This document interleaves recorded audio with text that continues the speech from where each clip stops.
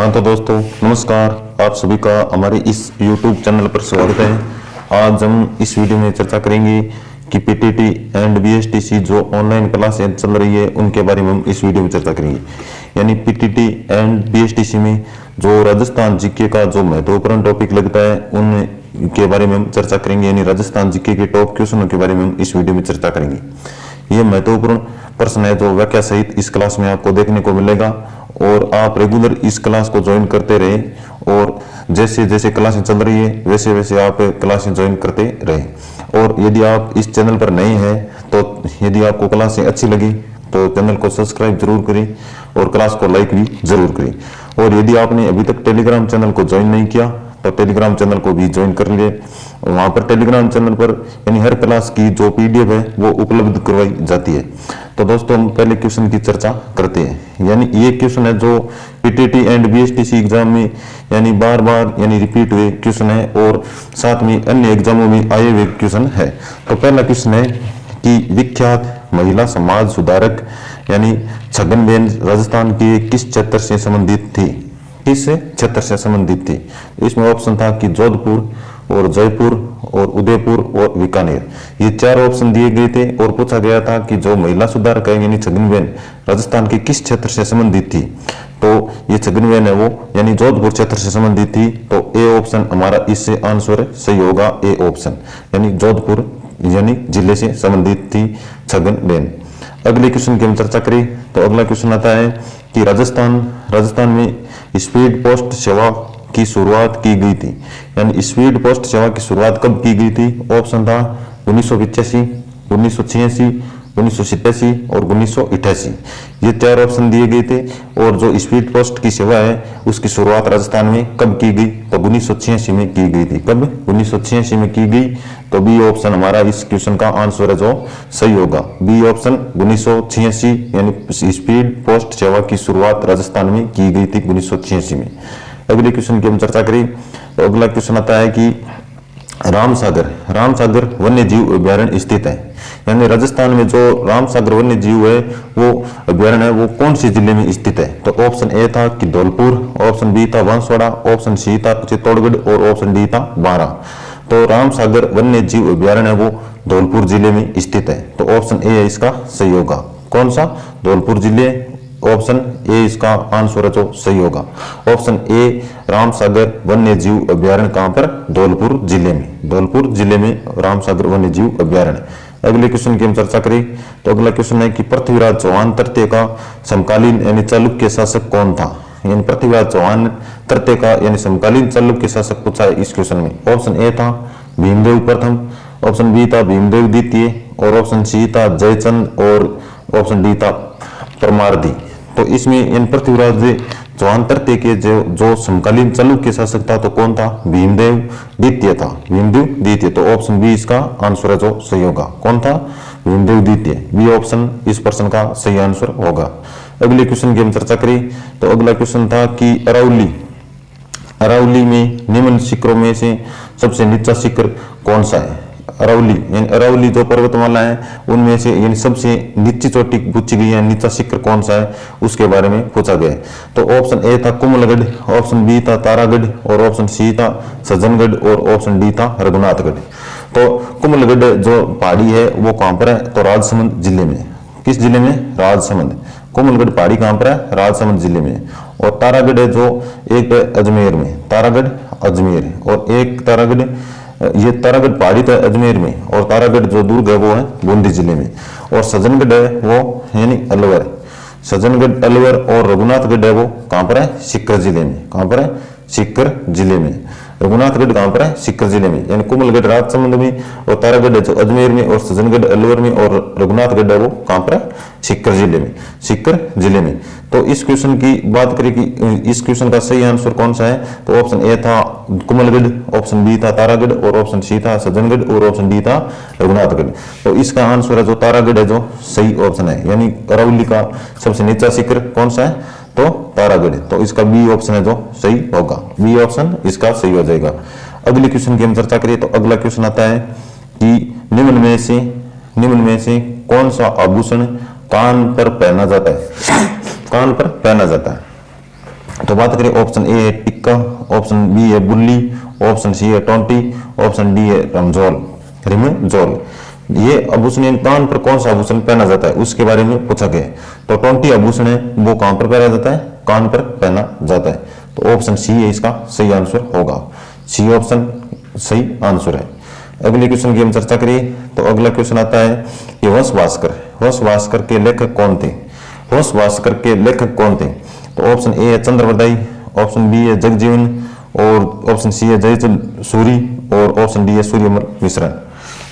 तो option A था चंद्रवरदाई, और पूछा है कि वंश भास्कर के लेखक कौन है। तो वंश भास्कर के लेखक है जो सूर्यमल मिश्रण है, सूर्यमल मिश्रण है, ऑप्शन डी। इस प्रश्न का आंसर है जो डी ऑप्शन सही होगा, सूर्यमल मिश्रण। इसका यानी वंश भास्कर के लेखक कौन है, सूर्यमल मिश्रण। अगले क्वेश्चन की हम चर्चा करें तो अगला क्वेश्चन है कि जो ग्रासिया महिलाओं द्वारा किया जाने वाला वर्ताकार नृत्य पूछा है। ग्रासीय महिला द्वारा जो वर्ताकार नृत्य किया जाता है उसके बारे में पूछा है। तो जो इसका ऑप्शन ए था मद्दल नृत्य, ऑप्शन बी था गौर नृत्य, ऑप्शन सी था मौर्य नृत्य, और ऑप्शन डी था लूर नृत्य। तो ग्रासीय महिलाओं द्वारा वर्ताकार जो नृत्य किया जाता है उसे क्या कहा जाता है, तो मद्दल नृत्य कहा जाता है, मद्दल नृत्य। ऑप्शन ए है जो इसका जो करेक्ट आंसर होगा। अगले क्वेश्चन की चर्चा करें तो अगला क्वेश्चन आता है कि राजस्थान में पूर्वी राजस्थान के मध्य पूर्व भाग की प्रधान बोली है, पूर्वी राजस्थान के मध्य पूर्व भाग की प्रधान बोली कौन सी है उसके बारे में पूछा गया है। तो ऑप्शन ए था रागड़ी, ऑप्शन बी था मेवाती, ऑप्शन सी है ढूंढाड़ी, और ऑप्शन डी है बागड़ी। तो इसमें पूर्वी राजस्थान के मध्य यानी पूर्वी भाग की प्रधान बोली कौन सी है, तो ढूंढाड़ी बोली है, ढूंढाड़ी बोली, ऑप्शन सी यानी ढूंढाड़ी बोली। तो ऑप्शन सी है इसका करेक्ट आंसर होगा। अगले क्वेश्चन की हम चर्चा करें तो अगला क्वेश्चन है कि पृथ्वीराज विजय की रचना किसने की थी। पृथ्वीराज विजय की रचना है जो किसने की, ऑप्शन ए है चंद्रवरदाई, ऑप्शन बी है जयानक, और ऑप्शन डी है मलिक मोहम्मद जायसी, और ऑप्शन डी है मंडल। तो चंद्रवरदाई तो पृथ्वीराज रासो की रचना की थी, पृथ्वीराज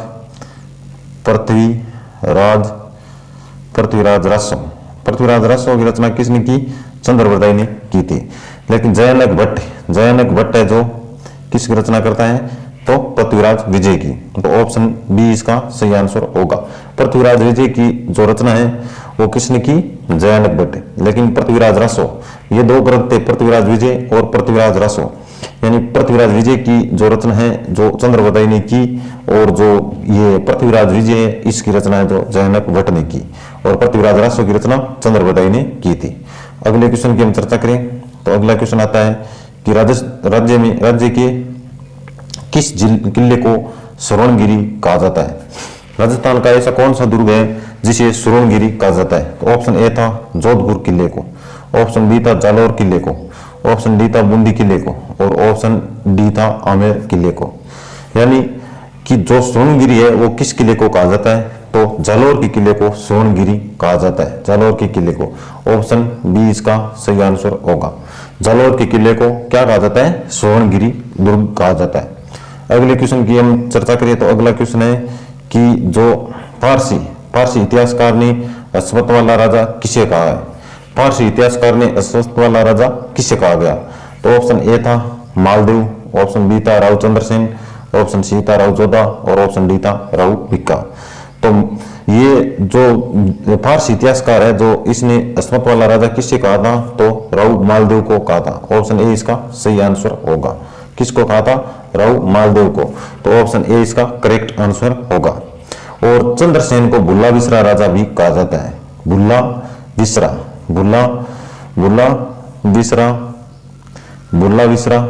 राजा किसे कहा जाता है, चंद्रसेन को।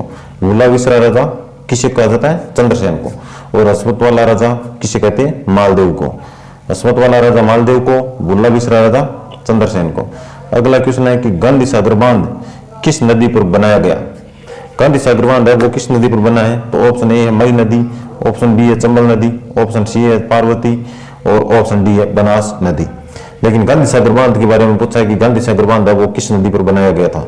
तो गांधी सागर बांध है वो यानी चंबल नदी पर बनाया गया था। तो ऑप्शन बी है इसका जो सही आंसर होगा, यानी चंबल नदी पर गांधी सागर बांध बनाया गया था। और चंबल नदी है जो यानी इस नदी को सोनवती भी कहा जाता है, चमरणवती भी कहा जाता है, और चमन नदी पर यानी चूलिया जलप्रपात भी बना है। चूलिया जलप्रपात, चूलिया जलप्रपात, चूलिया जलप्रपात बना है इससे चंद्र नदी पर, सॉरी चंबल नदी पर, और इस पर गांधी सागर बांध भी बनाया गया है। अगले क्वेश्चन की हम चर्चा करें तो अगला क्वेश्चन आता है कि मरुस्थल, मरुस्थल का प्रवेश द्वार, मरुस्थल का प्रवेश द्वार किस शहर को कहा जाता है? मरुस्थल का प्रवेश द्वार किस शहर को कहा जाता है? तो ऑप्शन ए था जोधपुर, ऑप्शन बी था गंगानगर, ऑप्शन सी है बीकानेर, ऑप्शन डी है सिरोही। तो मरुस्थल का प्रवेश द्वार है जो किस शहर को कहा जाता है? तो मरुस्थल का प्रवेश द्वार किसको कहा जाता है? तो जोधपुर जिले को कहा जाता है, जोधपुर को मरुस्थल का प्रवेश द्वार जोधपुर का। ऑप्शन ए इसका सही आंसर होगा, ऑप्शन ए इसका सही आंसर होगा। मरुस्थल का प्रवेश द्वार यानी जोधपुर जिले को कहते हैं। अगले क्वेश्चन की हम चर्चा करें तो अगला क्वेश्चन आता है कि राजस्थान में ईस्ट इंडिया कंपनी के साथ संधि करने वाला अंतिम राज्य था, यानी ईस्ट इंडिया कंपनी के साथ, यानी राजस्थान की ऐसी कौन सी रियासत थी जो ईस्ट इंडिया के साथ संधि करने वाला अंतिम राज्य यानी राज्य बना था? तो ईस्ट इंडिया कंपनी के साथ अंतिम रूप से जो संधि की थी तो कौन सी जो रियासत थी? तो जोधपुर, गंगानगर और मेवाड़ और सिरोही।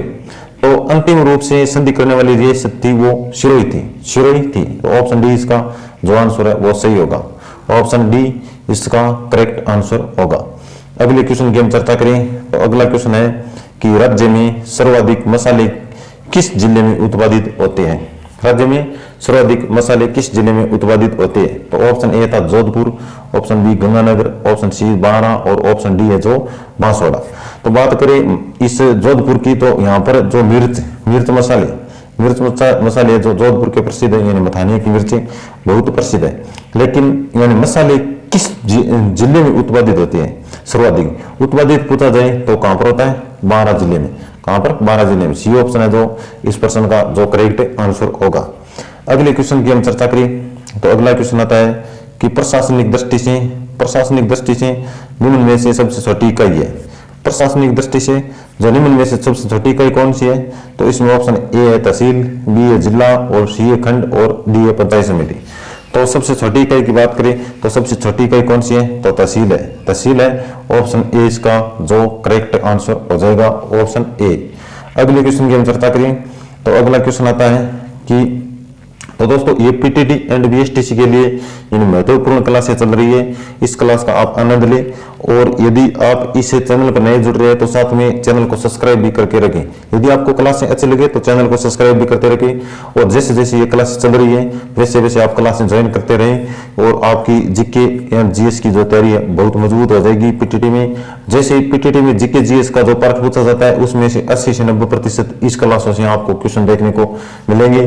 जैसे एग्जाम लगेगा उसके बाद हम आपको बताएंगे कि ये क्वेश्चन है जो हमारी क्लास से आए हुए हैं। तो दोस्तों ये क्वेश्चन है कि राजस्थान का सबसे छोटा जिला क्षेत्रफल के आधार पर कौन सा है? क्षेत्रफल के आधार पर सबसे छोटा जिला कौन सा है? तो ऑप्शन ए था दौसा, बी है करौली और सी है डुड्डू और डी है राजसमंद।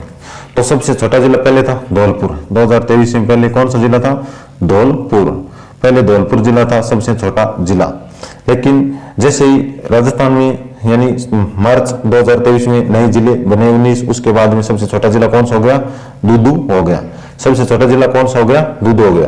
लेकिन क्षेत्रफल की दृष्टि से सबसे बड़ा जिला पूछा जाए तो बड़ा जिला आज भी जैसलमेर है।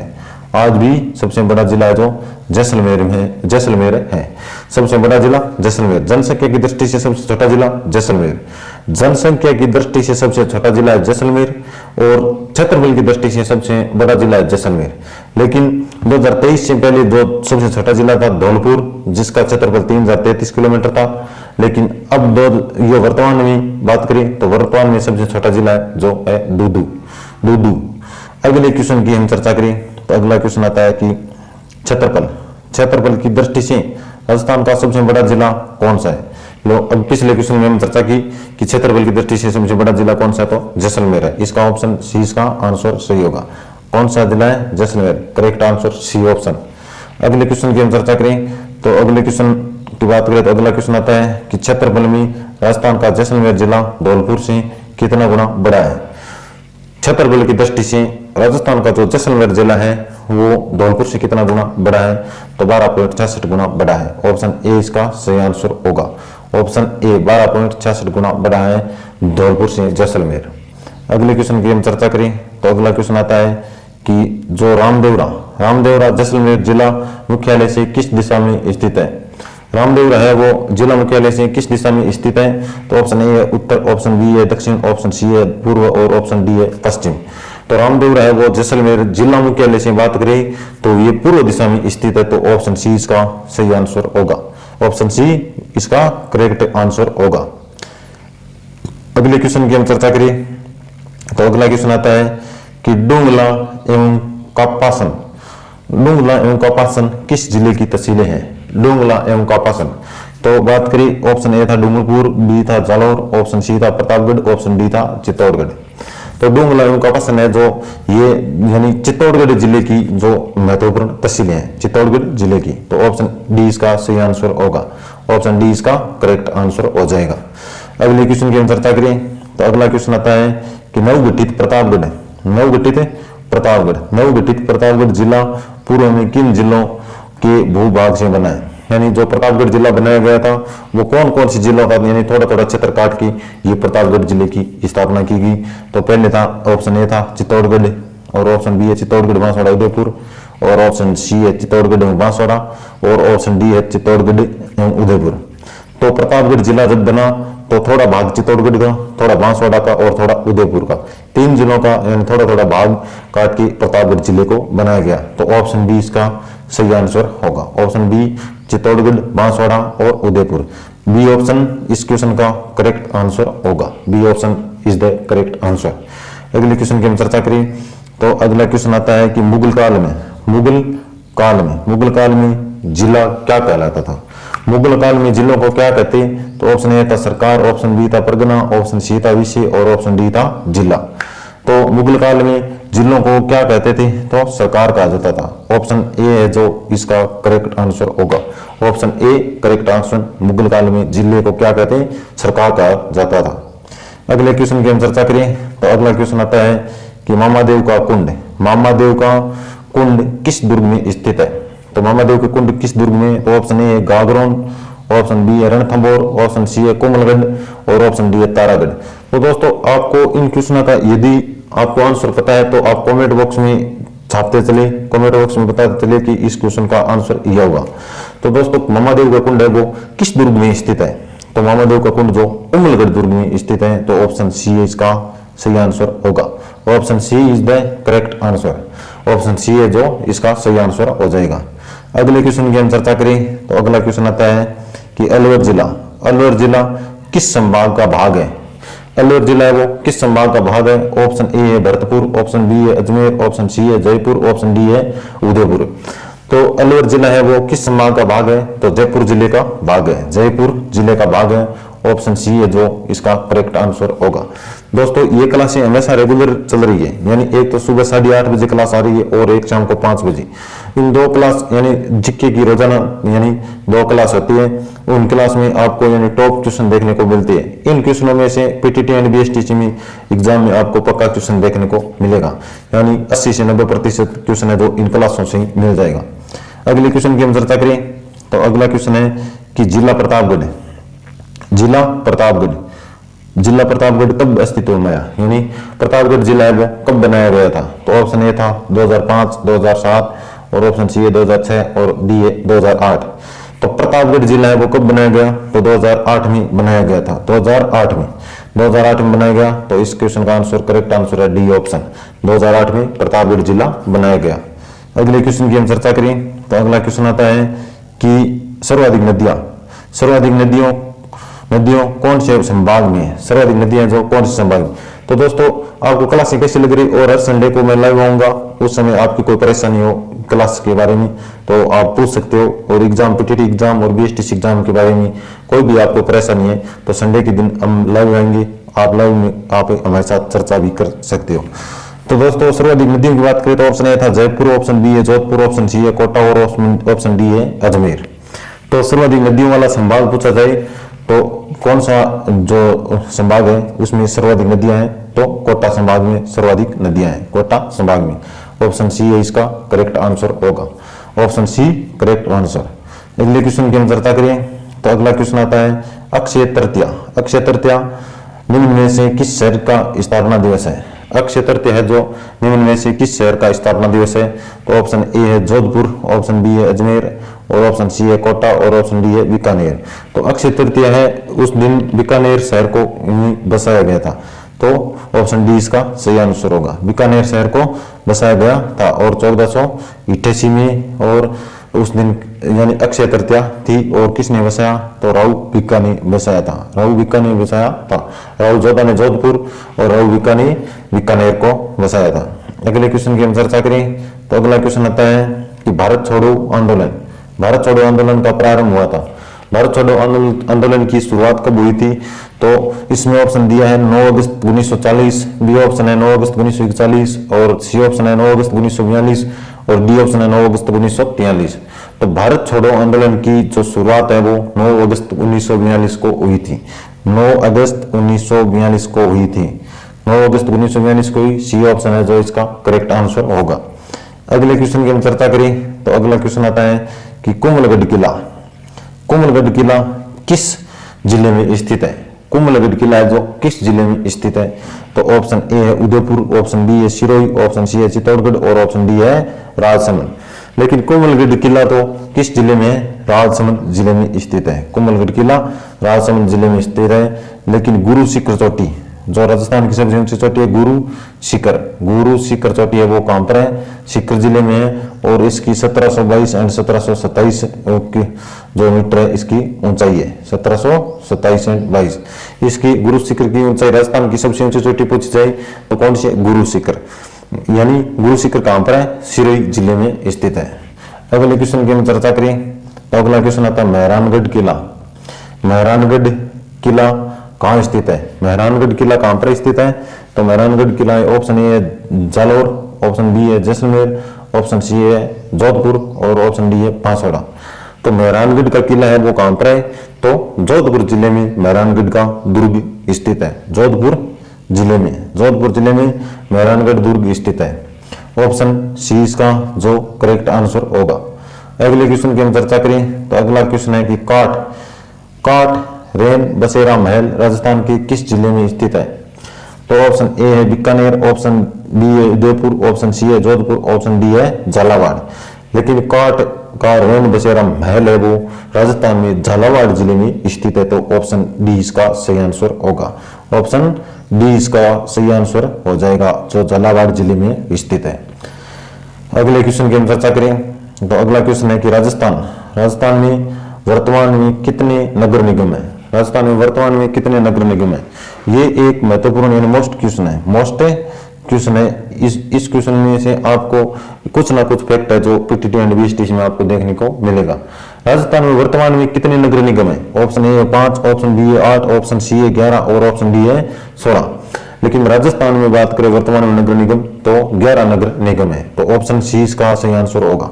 सी ऑप्शन इसका करेक्ट आंसर। लेकिन 11 कौन कौन से नगर निगम है? तो जयपुर नगर निगम है, जोधपुर दक्षिण नगर निगम है और जोधपुर उत्तर नगर निगम, कोटा उत्तर नगर निगम, बीकानेर नगर निगम और भरतपुर नगर निगम और उदयपुर नगर निगम, अजमेर नगर निगम और कोटा दक्षिण नगर निगम और जयपुर विरासत नगर निगम और अलवर नगर निगम। ये 11 राजस्थान में नगर निगम बनाए गए हैं। तो इन 11 नगर निगम में से आपको पीटीटी एंड बीएसटीसी एग्जाम में क्वेश्चन देखने को मिल सकता है। ये मोस्ट क्वेश्चन है, आप इसका स्क्रीनशॉट भी ले सकते हैं। अब हम अगले क्वेश्चन की चर्चा करते हैं। अगले क्वेश्चन की बात करें तो अगला क्वेश्चन है कि राजस्थान का कौन सा शहर राष्ट्रीय राजधानी क्षेत्र का अंग है? राष्ट्रीय राजधानी क्षेत्र का अंग है राजस्थान का, ये कौन सा शहर है? तो ऑप्शन ए है जयपुर, ऑप्शन बी है अलवर, ऑप्शन सी है कोटपुतली और ऑप्शन डी है धौलपुर। हम बात करें राजस्थान की राजधानी की तो राजस्थान की